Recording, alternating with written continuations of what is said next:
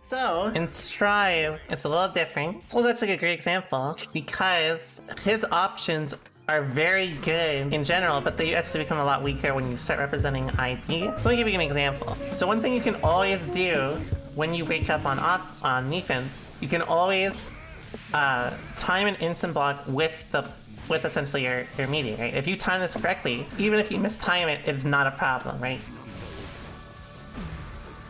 Right? Yeah, I press them both at the same time. But here's basically how it works. So let's say you do offense as fast as possible. Essentially, you want to time your instant blocks to be able to cover the immediate hit, and you want to time your second one to usually be a little after or a little with like an immediate delay or a slight delay. Because even if, let's say you do this,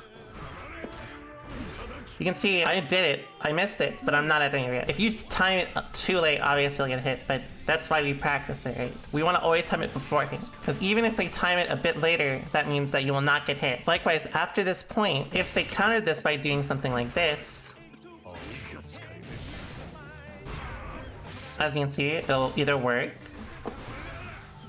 and you can see that time, because this is fast enough, this is gapless, which means you can essentially cover both timings. Now, you may be wondering, what the fuck are you talking about? And that's because this is a little complicated to talk about, but we do have an assist. Let me show you guys a fella known by the name of SKD made a great video on the same exact subject. How I would describe SKD is it's brain blast advice. Some of the best advice I'd ever heard was actually from him. It wasn't to me, but it was like in general. He said, look at the screen. Look at the screen. And at first, when I was new, I was like, what the fuck is this dude talking about? And then I realized like a lot of people just don't look at the screen when they're talking about like how to get better or like how to figure things out. And I was like, this dude's kind of spitting. Maybe some of you saw the Twitter thread that I put out about instant blocking in Strive, kind of understanding the implications of the IB window and stuff like that. So you could kind of think of this as a IB like 102, right? Like a developed understanding of instant blocking and more practical applications for playing around it and stuff like that. So this specifically focuses on the Kai 2K situation after being blocked. The video shows Kai getting punished through a variety of options after 2K, but the main thing is, while making contact with an opponent that's in shock state, 2N4S becomes -9 instead of -11, right? Meaning a lot of these farther normals won't get a punish. So Ramfarslash would not be punishing if she was already in shock state. You can understand, right? Instant blocking that move is a pretty desirable thing. It jacks up the punish reward significantly higher, especially for characters who can't punish it naturally like she can, and especially in the shock state situation, right? So I'm going to use BB to kind of display the two inherent properties of actually executing the instant block, right? So for BB, the instant block window is 8 frames. For Rev 2, it's 8 frames. For Strive, it's 3 frames. So that in mind, the two core concepts that you want to keep in mind are the inherent necessity to release the guard input in order to execute the instant block, but also the check duration of the instant block itself, right? Which is the instant block window. So I have a variance of 8 frames between two moves, right? So 2A, 2A, 6A. If I'm trying to instant block, right, the timing for 6C, right, and I got smoked. He's IBing both hits, right? Once you input block within 8 frames of the input, anything that will hit you will give you an instant block, right? That means that if you were to do something that's 12 frames and then 20 frame 6B, if you blocked on the 12th frame of the move, you would be able to block both things. Essentially, this is fuzzy IB in this sort of context. What he's doing is on this playback, he timed it so that it would essentially hit on that 12th frame or 11th frame. What about the other way around? So I'm gonna try to instant block the 6A here. I don't get the instant block on the 6C because the duration of the check is not as long as the difference between the startups, right? Pretty straightforward to understand, and it shows the two kind of exploitable properties of instant blocking. Even when this released and like everyone was thinking about this, the amount of people that understood this was pretty low. It was pretty low. I remember I had to do 2 streams to explain this. All right, you can say it. SKD, this is the most jank thing I've ever seen. Oh, I'm sorry. So these 2 timelines, right, this one and this one, cover the 2D blocked situation, with the left side of the timeline being the first frame of blocks done, and the right side of the timeline, you know, going onward, just showing the post-block situation, all the things that can happen after that. So what we're really interested in is this area. Basically, what he's showing is, let's say this is the first done blocks done, right? Then the very last frame is the 16th. That means if you were to block on the 16th frame, you would get instant block. This is the safest timing, right? Notice how he says, safest IB timing, defender takes no risk. So remember I showed you this, right? Notice how I'm holding forward. So notice how I'm going for the instant block here. Again. This time I hold forward. There's no risk. We are all in blocks then, right? We're entirely in blocks then. This is the same thing that he is documenting here at the very top, right? Essentially, when you are in a gapless block string, that means there's no risk to trying to instant block in this way. This is something a lot of people don't get about instant block. You can still move during blocks on, like, you know, you can crouch or stand. It just means, like, you cannot act. You can't, like, you're locked to blocking, basically. Instant block worked. In the BlazBlue example, the safest place to actually input instant block is where you can't get hit for releasing block, right? Namely, block stun. Here's okay, I want to emphasize something to you too. If there's something like this that's very good, you don't grasp it. Don't just, like, you know, say like, oh, this shit sucks, I'm not watching this anymore. Give it a few more watches. Try to, like, you know, really digest each thing that he's talking about, right? So we're playing fighting games, right? And risk reward is the name of the game, so this is the ideal spot for somebody trying to IB my 2N4S frame trap attempt. So if I'm trying to punish them for trying to punish me, I should probably frame trap them, which means leaving a small gap. No, this is a 1 frame gap considered. So, you know, around here is good. Around here is good. But this is also the best instant block timing. In this way, anybody who wanted to frame trap a punish or jump out attempt, targeted any of those frames would get smoked, and there's, like, no risk involved, right? Because they can't hit you before this, so what then? So what he's saying here is, if you were to instant block essentially fuzzy IB on the last hit of block stun, and you input fuzzy 5k, this would be automatic. At the very top, this whole sequence would be automatic, right? Because if you are in block stun from this dire, right, this would just be guaranteed. Even better, if I'm Ram and I input 5k on this frame of the timeline, I still get a punish on Kai 2D, which means I'm free to instant block on these frames. As long as I press 5k here, I could still get a punish on Kai 2D, which is crazy. This sounds suspect. With the safest IB timings, the defender is taking no risk, smoking my frame trap attempts, and still punishing my 2D. So how do I respond?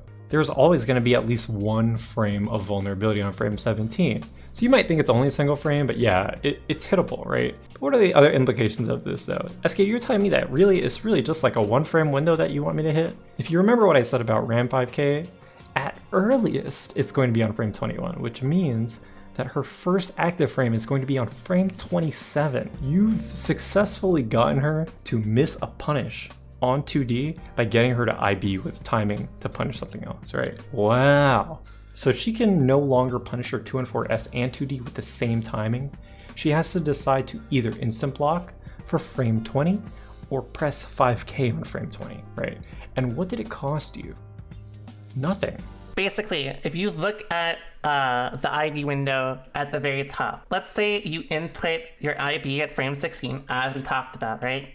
So if you were to do this, in this case, again, remember, this is about this video here. We're at 11:56. You can see at the bottom there, he shows kind of a punish every time for what Ram is doing, right? Because there's no risk, because it's a gapless block string, you can just fuzzy IB, right?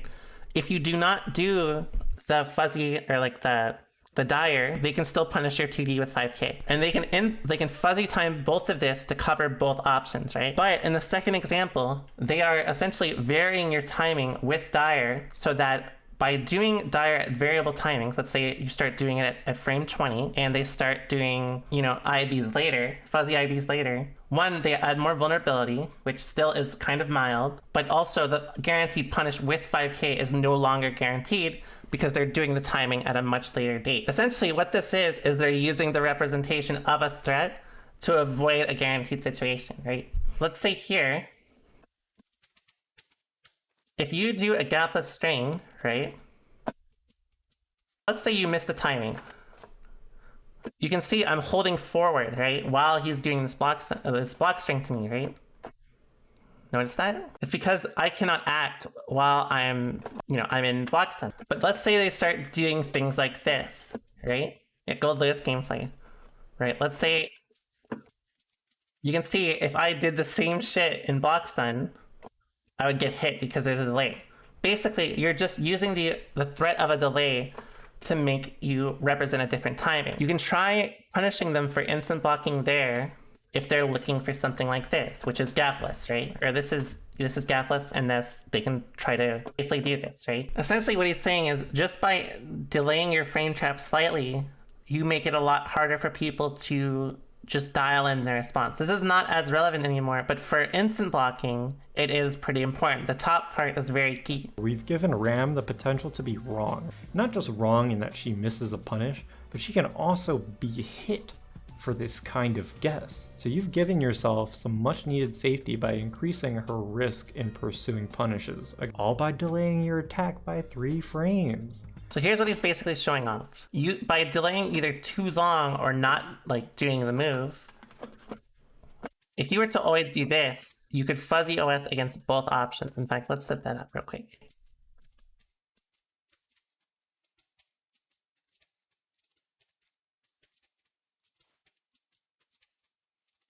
You can see this is basically kind of the inverse of what he's talking about, where you can cover both options with kind of a mixture. By delaying your frame trap, this will create the same sort of situation, right? If I were to try to instant block this Dire here, by doing this, by representing an instant block at this sort of timing, see, if I still try to instant block against that, I can still punish the other one. It is covering multiple options into one interaction, but again, that is kind of the point. When you do something like, let's say, this here,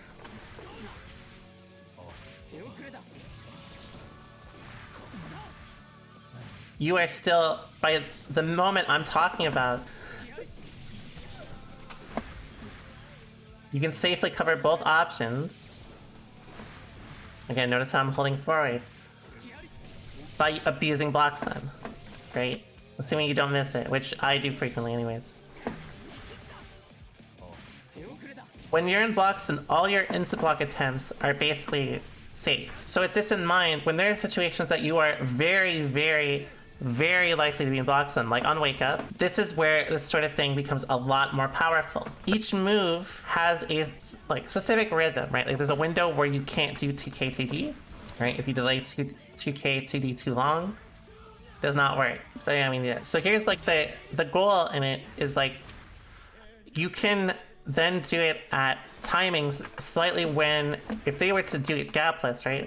Again, I'm doing this at mostly the same timing. One, if I do it early enough to cover the gapless string, I don't know how I keep hitting a third button. One, I'm not at risk, right? Because it's still mostly gapless. Maybe a 1 or 2 frame window where I'm vulnerable here. But if they fall into that timing, then they get pushed away. If you want to get better at instant blocking, one of the things that'll help your timing a lot more, getting used to it, is just trying to do this on Wake Up.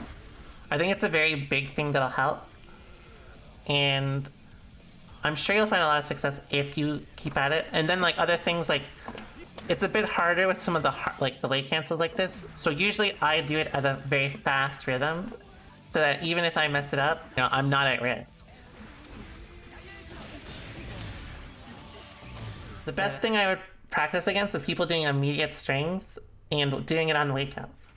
So I hope that helps.